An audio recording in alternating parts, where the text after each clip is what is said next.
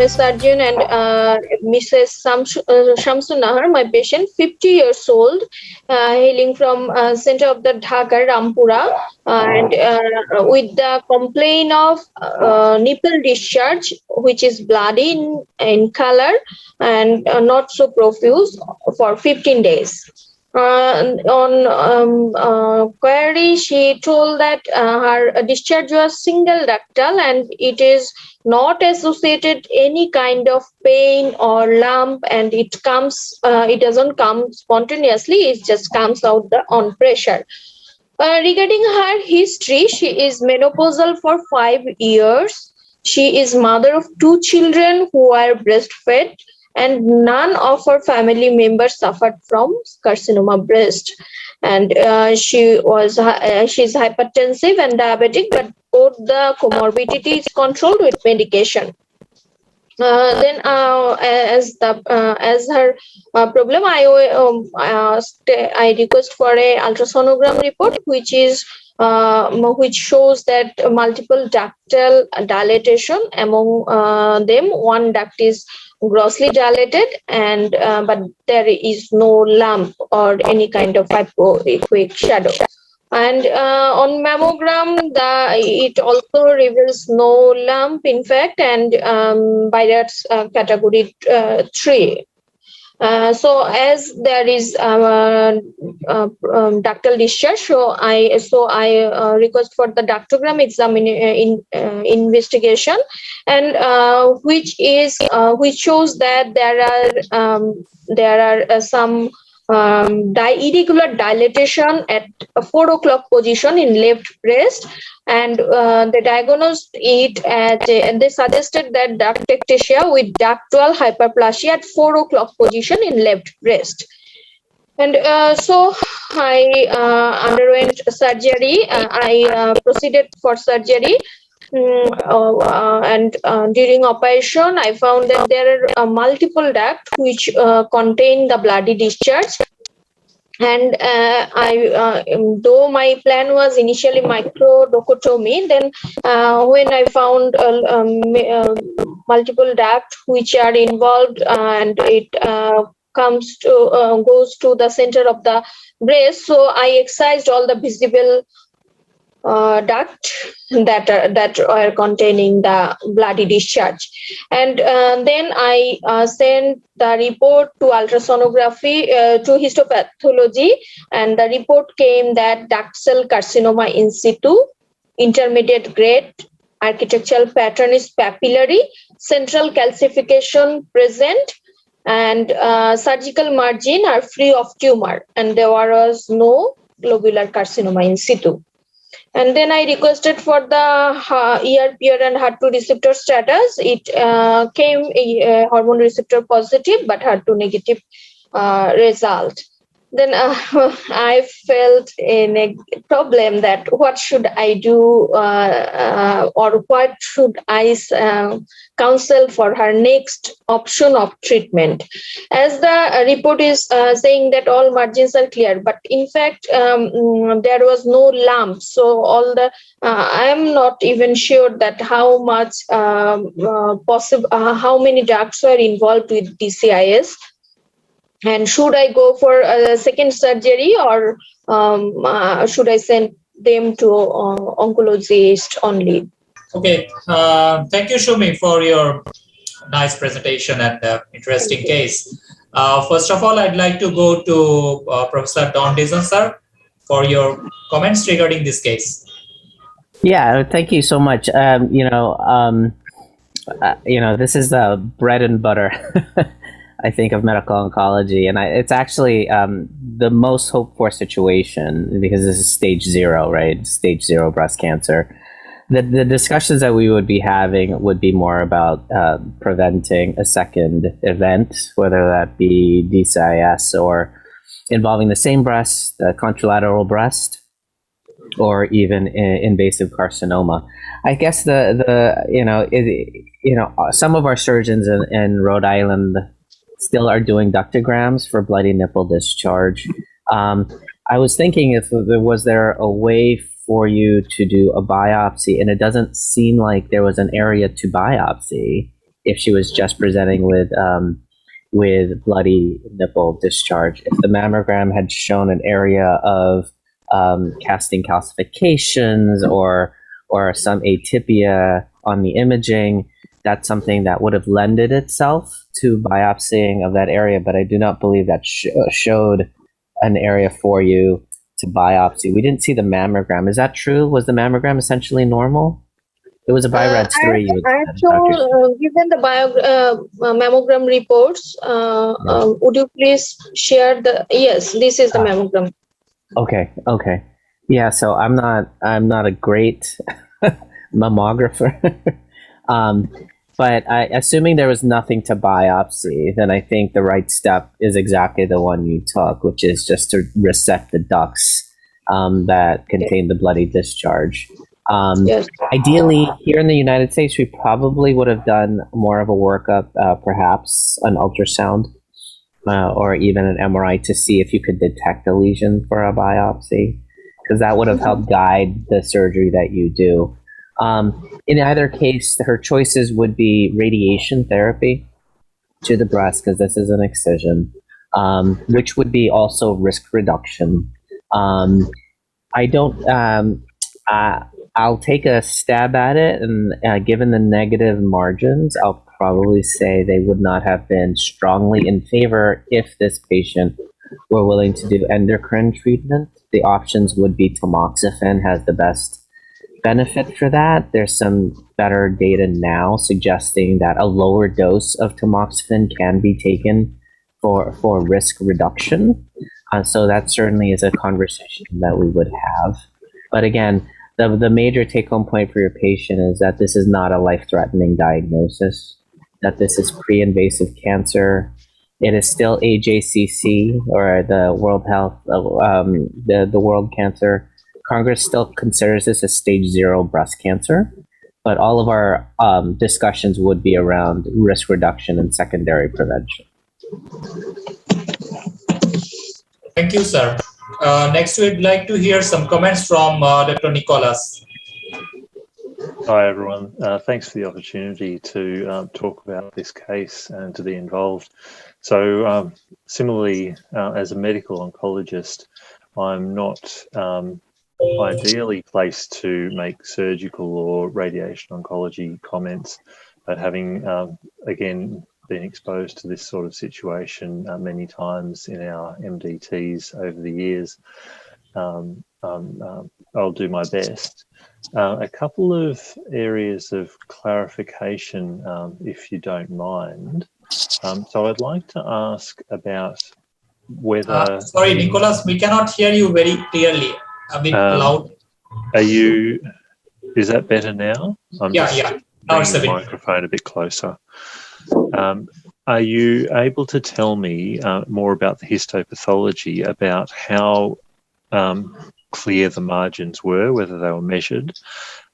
It's difficult in when a duct has been excised. And looking at the immunohistochemistry, it appeared that the estrogen receptor and progesterone receptor were both quite strong, whether that was graded by the pathologist. And I can see HER2 was negative, which is, we would not typically do a HER2 on DCIS alone, because it can be positive, but not with therapeutic implications if there is only in situ disease. And the third clarification, I take it that no lymph node surgery was done, which I think is quite appropriate in this situation. I didn't do any lymph node surgery. Actually, it was not. I didn't have any intention that she will have. And as far as I know, DCSIS doesn't spread to lymph node. No. In situ carcinoma, yes. Well, that's correct. Although we do see from time to time, and I agree that lymph node surgery was not necessary in this case. when there's no Yes. invasive disease. Although occasionally we do see patients who have a sentinel node biopsy where there's uncertainty around the diagnosis and only DCIS is found within the breast, and then there may be some deposits within the lymph nodes. And I think it's described in around 2% or less of DCIS, so very rare. So I would not think that a lymph node surgery is done. And so the ER and PR, is that strong? Am I reading that correctly? Yes. Yes, it was And strongly positive. And how wide were the margins? And the margins, all margins are clear, free of the DCS. Is that 1 millimeter, 2 millimeters? Actually, they didn't measure it in millimeter. I may request for it if it is necessary. We would typically like to see at least 2 millimeters of clearance with pure DCIS. And I would like to be a little controversial here, if I may, and say that I try not to refer to DCIS as cancer, because that makes patients feel as though cancer is something that is life-threatening, as cancer is. However, DCIS is not life-threatening, and even though it's treated like cancer, it's something that is a pre-cancerous lesion that can, at some point, turn into cancer if left long enough. So I agree completely that this is a future risk reduction priority, where we would be aiming to prevent future breast events, whether that be something precancerous like DCIS or something that is an invasive cancer that is potentially life-threatening. And this patient would go on to surveillance with an annual mammogram plus or minus ultrasound. Do we know about her? It didn't look like she had very dense breasts, so mammogram is probably reasonable there, although this was occult on mammogram. And then there's the question about radiotherapy as to finish off the local therapy and prevent local recurrence. And that's something that a score can be calculated for the likelihood of local recurrence and the potential for radiotherapy to be to reduce that local recurrence. As to chemoprevention with tamoxifen or anastrozole, I'd be interested in Professor Dizon's view on anastrozole as chemoprevention. It's something that has not been used a lot within Australia, although the IBIS-2 trial has demonstrated that it's an effective strategy. And actually, in somebody who's had DCIS, there's the IBIS-2 DCIS data, which shows that it is similar to tamoxifen in terms of prevention of future breast cancer or DCIS events, but with a different side effect profile. So that's another option depending on the individual situation. And I don't want to forget about the potential for lifestyle factors. And so this lady is hypertensive and diabetic. We didn't hear about whether she's obese or overweight. And there's potential for improvement in future risk through reduction in blood pressure, potentially weight loss, and good management of diabetes. So that is associated with a reduction in future risk, as is the regular exercise, the regular physical activity. Is something that I'm also encouraging my patients to do regularly. Yeah, I think that's all very good advice. Certainly, we do know that healthy lifestyles do help people live longer after a diagnosis of breast cancer, especially. Probably the data is strongest there. In terms of the issues of tamoxifen versus an AI, yes, absolutely. Both of them are options.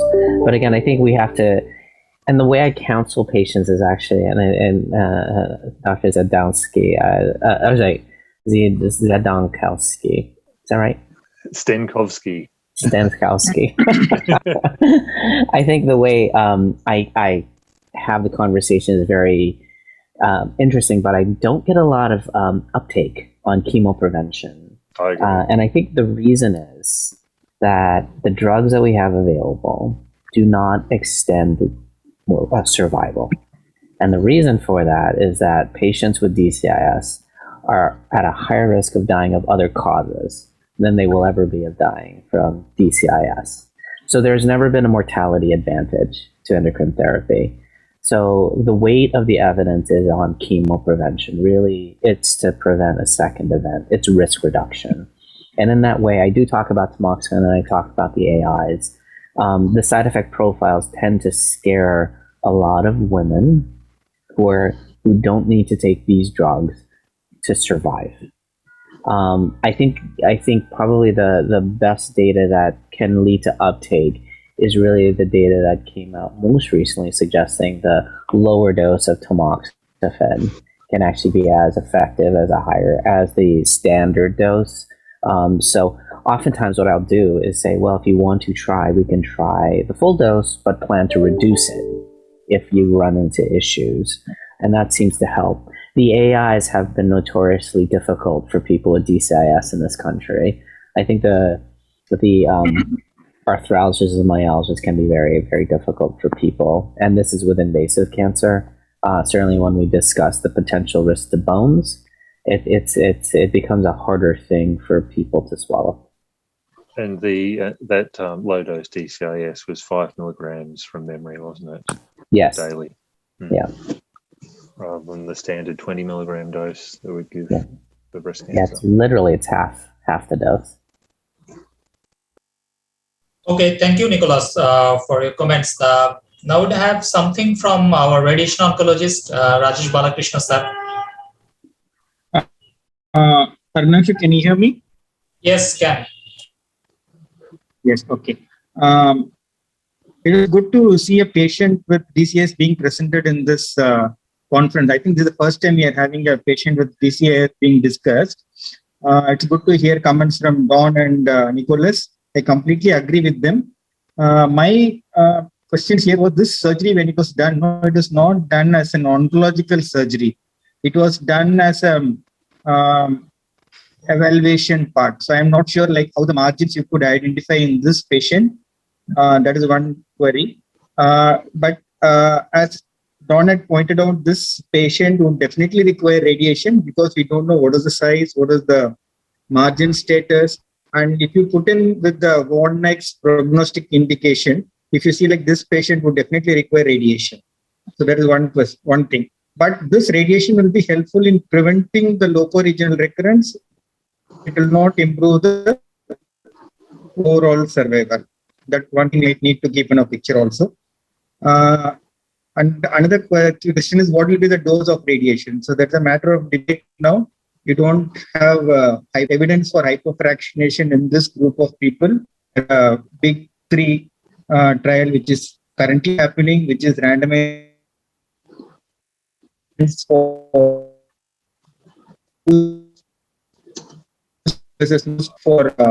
tests. And so currently what we have is evidence is for conventional fractionation regimen, that is 50 grain 25 fractions. Whenever you boost you need to give, if it is for this patient, boost might be necessary also. That is my thoughts.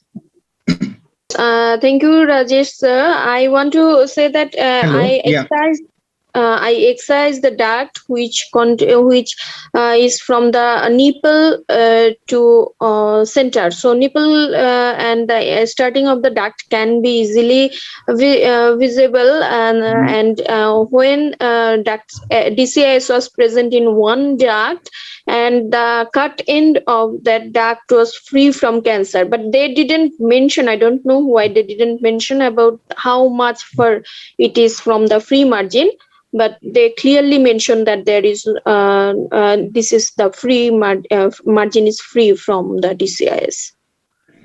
Okay. So I have another.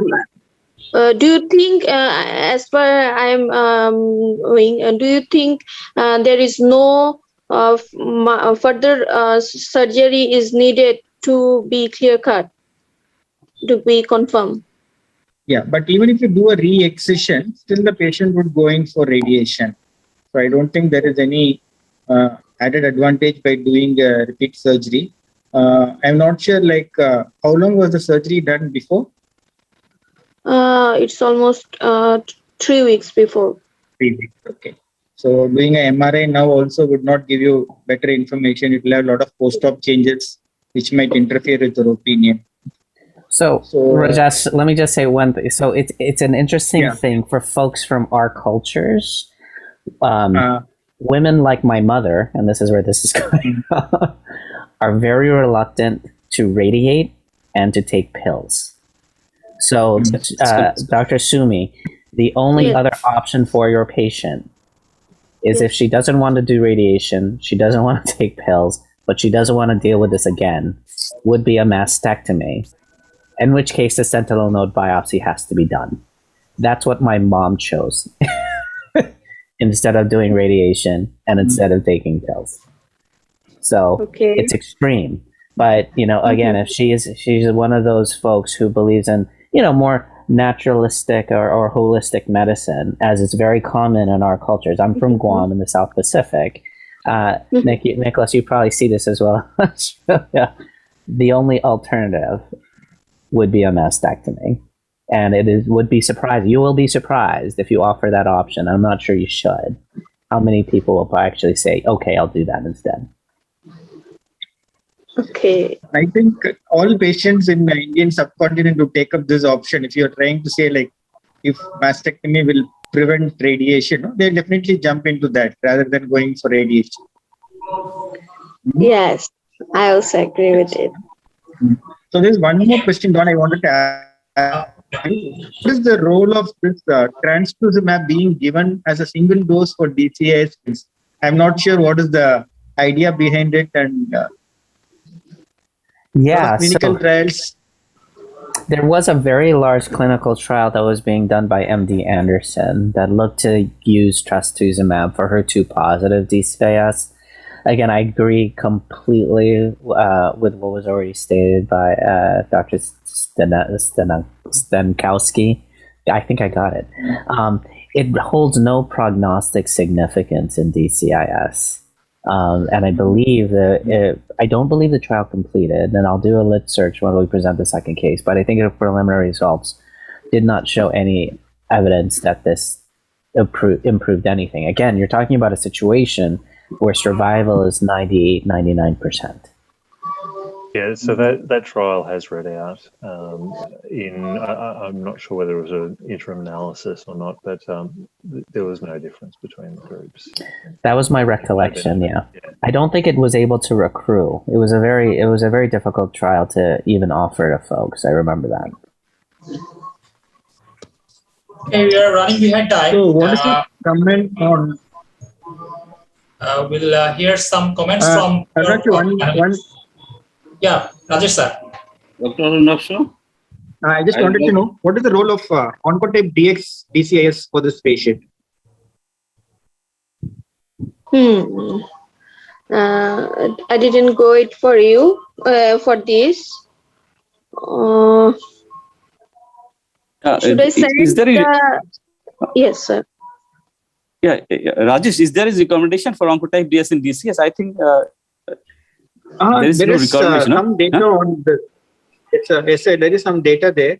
Maybe Don or Dr. Nicholas might help with this. I am not sure of how to interpret the data. So it is available. Okay, Nick, you want to go ahead? You go ahead, Don. No, I mean it's available, but I think it probably is more useful in that rare situation where you're dealing with high grade DCIS that's still hormone receptors positive. In this kind of case, it's intermediate grade. I honestly, I've never ordered it. If you want to know the truth. No, I have not. We're also providing a different genomic score called the Decision RT score, and that's being used a little within our region, and that provides a score that can give more of an indication about the likelihood of local recurrence and the need for radiotherapy, but not so much for systemic therapy. Okay, thank you. Now, Professor Anwar sir, do you like to have some comments? AFM Anwar Hussain sir. Good afternoon to everybody. Actually, from the surgical point of view, I would like to say a few words. Because the operation which she has done, it was an incidental finding to have a malignancy. Because preoperatively, it was not diagnosed that this is a malignant case. So, actually, the operation was done without regular planning. So, there is question of margin of excision. It is very much important. The margin of excision should be at least minimum 2 millimeter in case of DCIS.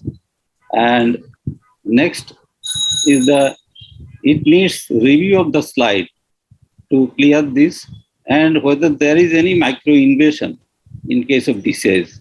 The question of microinvasion is important regarding axillary lymphadenopathy.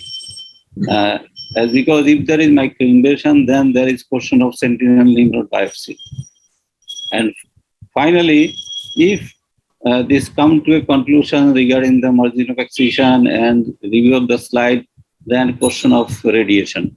And simultaneously to exclude contralateral breast malignancy, as because there is possibility of contralateral breast malignancy in case of DCIS. Fourth is if there is no radiation following surgery, in this case, there could be possibility of recurrence of malignancy even in the form of invasive ductal carcinoma. So, remembering all these things, I think the panelists, our foreign faculties are there. With these viewers, I would like to know about the question of how to materialize this, whether she should go for revision surgery or review the slides, then make a plan for further approval. Thank you. Actually, Professor Anwar is like whether as Rajesh has pointed out, that was an incidental findings actually, because this ductal carcinoma institute came out when the patient, when Dr. Sumi has done the ductography and surgery. So, in true sense, there is no clear-cut 3 millimeters or 2 millimeters margin actually along the tumor area has been cut during the operation. So planned surgery was not done. So whether the cavity shaving surgery could be a would be a benefits in that cases, followed by radiation and a hormonal manipulation. Dr. Anwar has pointed out these cases, because I don't have the ideas whether cavity shaping surgeries after unplanned surgery gives benefit or not, especially in terms of tumor control or survival, actually. Look, I think from a surgical perspective, if it wasn't a oncological surgery and en bloc resection, then there could be a case for re-excision of margins to ensure that those margins are clear. Particularly, I mean, it depends on, I think, the extent of the margins when the histopathology was done. If that can be measured, that may be sufficient. But to be sure, then the additional margins may be worthwhile. Yeah, I would agree. And Dr. Sumi, I was just looking back at the mammogram again. It did show your first mammogram suggested that there was a lobulated lesion that seemed to be going along the duct, the tubular lobulated lesion. I think that's probably what was excised. But if we had seen that, we would probably have done a targeted biopsy of that tubular lesion, and that would have been the area of excision rather than doing the ductogram to go in. They probably would have done a wide local excision around that area to get some concomitant fatty tissue around it. It may be worthwhile just to repeat the mammogram in 3 months or so, just to make sure that that has been cleared. An MRI, again, if there was a question at all, we would have done one just to see if we can better delineate a mass-like structure that would guide subsequent surgical therapy. We tend not to do any wedge excisions as the first go through at this point. And then I think there's so obviously if we had done that, we would have had a better sense of margins. I think it's comforting that, Dr. Sumi, you have negative margins in your ductal excision as it is.